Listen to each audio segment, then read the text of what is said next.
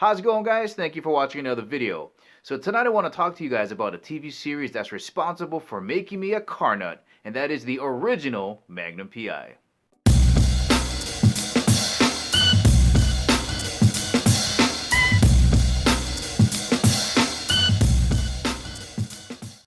Just got done watching this episode where Magnum inherits $50 million, and I'm sitting here watching this episode that was filmed in the 1980s thinking this is way more entertaining than the current version. So I figure I'd give you some great reasons to watch the original version versus the current. So reason number one, and this really isn't a fault of the current version, but in the original version, you get a great glimpse at what it was like to live in the 1980s. So talk about feeling nostalgic. I mean, all the way from the airport scenes when it was okay to go through the gates with the person that you were saying goodbye, you put the lei on the person, watch them walk onto the airplane. You got the glass Gatorade bottles with the original label on them, these old school igloo coolers. I remember we had one with the green lid and the white bottom with the handle that swung over the top. You got the green screen computers, you got people using phone booths. You got those chunky TVs with those old chunky VHS players, and of course, that iconic Ferrari 308.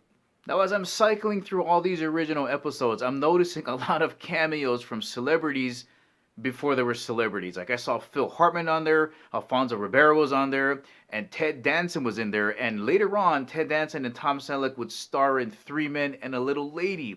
So there's tons of examples of actors before they got famous in Magnum PI, and it was just fun to see what they were doing before they got famous.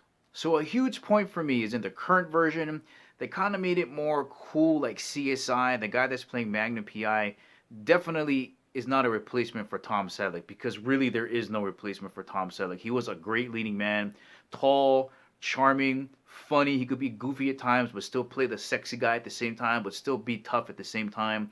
The new guy is mostly kind of just tough. He really doesn't have the depth that Tom Selleck has.